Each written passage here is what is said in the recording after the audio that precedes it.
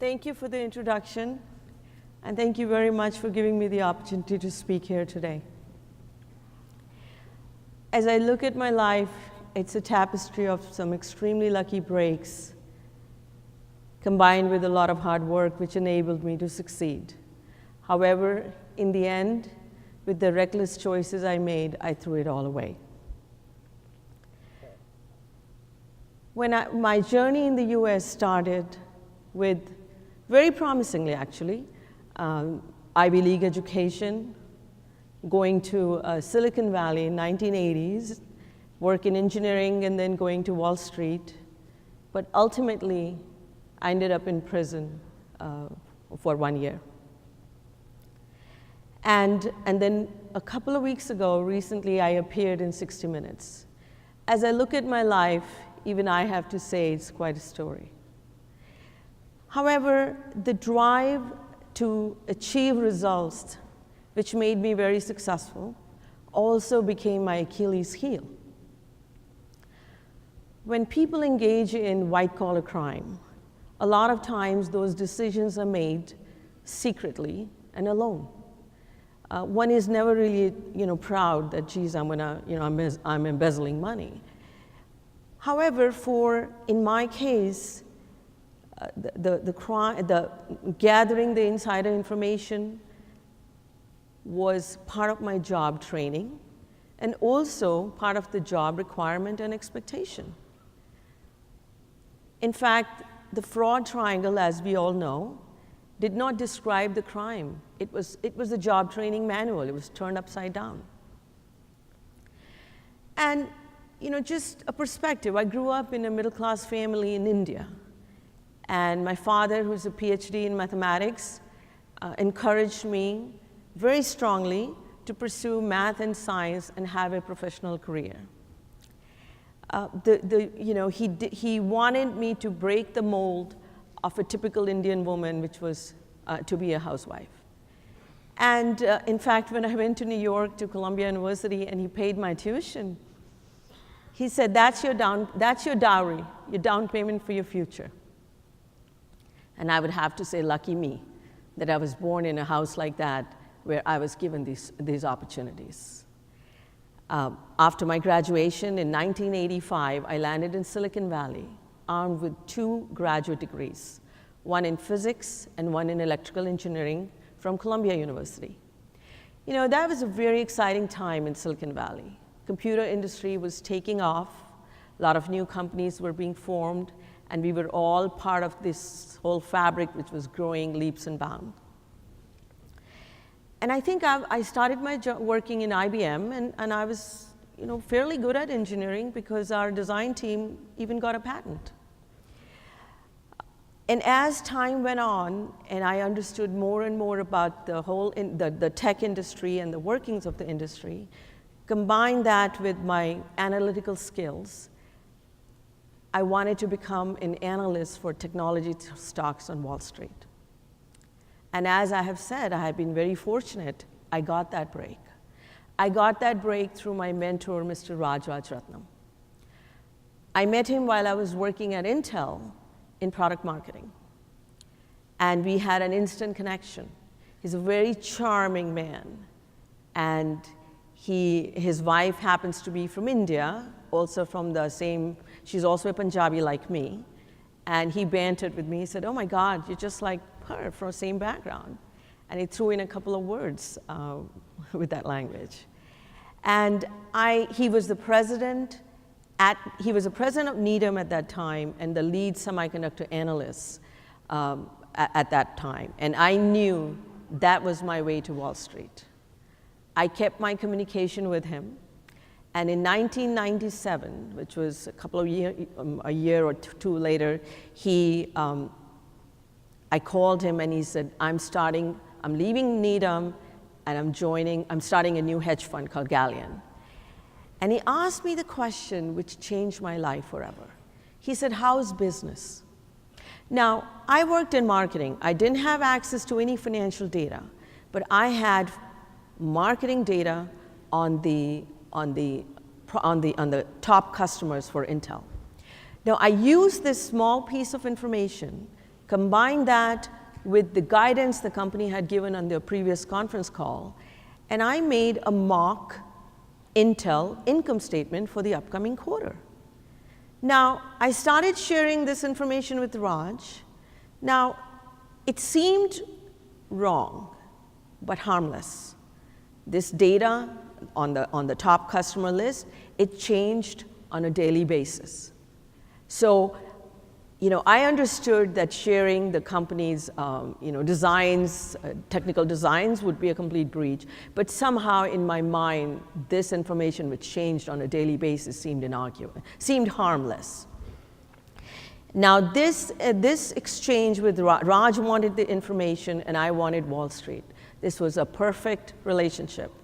And by doing this, we were engaged in animated discussions on how the stock might behave after the earnings and what the impact would be on the other companies. And also, I showed him two very strong aspects about myself. First is that I was willing to play ball. And the second was that I can take small piece of data and translate that into powerful investment input. Well, 6 months, 7 months down the line, I joined Gallion as a technology analyst in Silicon Valley. Lucky me, West Coast now, I have my break. And for Mr. Raj Rajaratnam, he used to call this the edge. This was a connotation for basically getting insider information. And he not only preached this, but he practiced it. In fact, I recall the first time he visited Silicon Valley after I had joined Gallion, he introduced me to one of his friends, and he said, he's leaving from being the CFO of Atmel to being the CFO of Xilinx, and now we'll have perfect information on Xilinx. This is my on-the-job training of what I'm supposed to be doing. He showed me how to get on the conference calls, go to investor meetings, bus tours, but also a very important input to the mosaic of picking stocks is insider information. And over the years of my working on Wall Street, the way the narrative I understood was that there is no visible victim. We're not stealing from anybody. There's nobody. We're not putting our hand in anyone's pocket. And of course, the ultimate, the law is messed up. And as I learned over time that disagreeing with the law doesn't give us a right to break it. And I was about to find that out in a big way. By this time, I had amassed a good amount of money, over $50 million. I'd left Gallion, and I was working on my own, and FBI knocked on my door. And they showed me the images of me faxing from Intel data to outside office. And their opening premise was, we're looking for your cooperation against Mr. Raj. And I decided to cooperate. I worked with the federal government for a few months, but in the end, that case didn't go anywhere. I paid $250,000 fine, and I got a year house arrest for wire fraud. And Mr. Raj Rajaratnam, the case got sealed, basically. Nobody knew that this ever happened, and I became an ostrich, pretending that it didn't even exist. However, the outcome of this case affected my decision choices moving forward also. I learned that A, Mr. Raj was invincible. Number two, the big guy walked, and the small, I felt almost stupid for being caught for this. And I think the third and the most important one was it somehow minimized the breach that I had engaged in. Life moved on. I'm living the big life. I'm living in a, $15 million home, cars, diamonds, hallmark of excessive spending. The more I spent, the harder I worked. I lived in the West Coast, so my day started at 5:30. As you know, market opened at 6:30. I would be working in my office from 5:30 to 4:30, nonstop pretty much, and then go back in the night, do more research about the upcoming day. It was a non-stop treadmill. And people who might know, who might be engaged in the market for a while might remember that early 2000 was a big crash for the technology stocks, which was my forte. So the market was crashing, and now I'm losing millions of dollars. And I'm just miserable, and I have a big lifestyle now that I'm maintaining. So I go back to work in the hedge fund world. I take a job, and now I'm back in the communication network again. I have my cohorts who are encouraged. We are encouraging each other to get information. I'm developing my contacts again, mid-level management, senior management within the corporations, rating agencies, investment bankings, you name it, and we're developing contacts and sharing them. And of course, I'm back in touch with the most important contact I have on Wall Street is Raj Rajaratnam. And now my luck is about to cave in a big way. My lucky breaks are over. 2007, the federal government is back at me again. The FBI knocks on my door one more time. And they showed me an incriminating text between me and Raj. And I said, I need a lawyer. And they handed me the phone number of my lawyer from the 1999 case. They said, well, talk to him and have him call us. Well, now I'm again cooperating with the government. And it starts a routine of surreptitious meetings with the government officials. I go to New York, they pick me up from my hotel, make me wear headscarves, big glasses, because they were really worried that I would be sided, particularly near the courthouse area where I used to meet them, and somebody would get a wind of this investigation. But the most important thing was that they were putting a lot of pressure on me to tell the truth about everybody, not just Raj. They were threatening me with tens of years of prison time, and I'm having the visceral guilt now that I am toxic. Everybody I know is in trouble now because of me. And it was a big struggle for me to tell on everybody. But in the end, I didn't have a choice, and I had to do the right thing.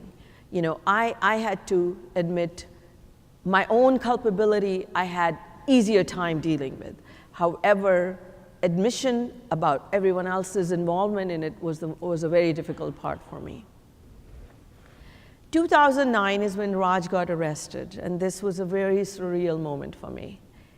The next day, a big story ran in Wall Street Journal, which showed I was labeled as Tipper A. My name was still not there. And my husband read the paper, and I was called the person Tipper A, and the whole web of information, how it flowed, and the stocks that were involved in. And my husband read the story, and he said, that's you. That's how he learned about my involvement in this case. And you wonder why I have issues in my life with my marriage. And I think that I pled guilty again, and Raj went to trial. However, this time he lost the case, and he is serving 10 years in prison right now. Oh, 11 years, I'm sorry, excuse me. Now, we all working on Wall Street, I think, is one of the most fascinating jobs one can get. It's almost like you get up in the morning and you go to work and you're solving a puzzle on a daily basis. And we were working in a group with camaraderie, sharing our work, and trying to make the most money for our investors. However, in doing our job, we were breaking the law, and I certainly was blinded between what is right and what is wrong. And the decisions I made, the harm that it inflicted, it's really insurmountable. I not only the harm that it caused to my family, but above and all, the breach of the rules of engagement. You know, any job we go to, any work that we're doing in life has boundaries which are defined. And I broke the boundary of engagement. You know, yes, gathering information was part of my job. However, the boundary is defined that where are we supposed to stop? And how it impacted my life, it's not so much about money, but how it impacted my family. You know, my daughter, who was 13 at that time, was basically, she was facing a real possibility of losing her mother, you know, going to jail. And this is a 13-year-old girl who shared it with some of her friends, and then she became a pariah in her school. Her guidance counselor called us to discuss this matter. My parents, my proud parents, my dad who had worked so hard to have me build a career, now all of a sudden who are living in India, my picture is showing up in a newspaper as a felon. And, you know, and the breach of the faith of honesty with my own spouse, it's just it's hard for me to even explain how it has impacted my life. And as a girl who grew up in India, I came to the US, I went to some of the top schools, went to work for some of the best corporations, got all the breaks that I wanted. I could not have asked for more. And the reason I'm standing here today is only I am responsible and no one else. The culpability is completely mine. I should have known better. I did get another chance. Even when I was breaking the law, I got another chance. And now as I'm moving forward, I'm hoping that I can be part of the solution. I've given some talks at some business schools. And you know, I'm the face of real temptation. What the temptation looks like, what are the consequences, what are the horrific consequences that you have to face when you cross the line. And above all, because of my experience in the securities industry and dealing with insider trading, I'm hoping that I can highlight the gaps which perhaps may exist in compliance with the insider trading law. And maybe one day, I can be a mentor to somebody, again, and be able to influence someone in a positive way. Thank you very much for your time.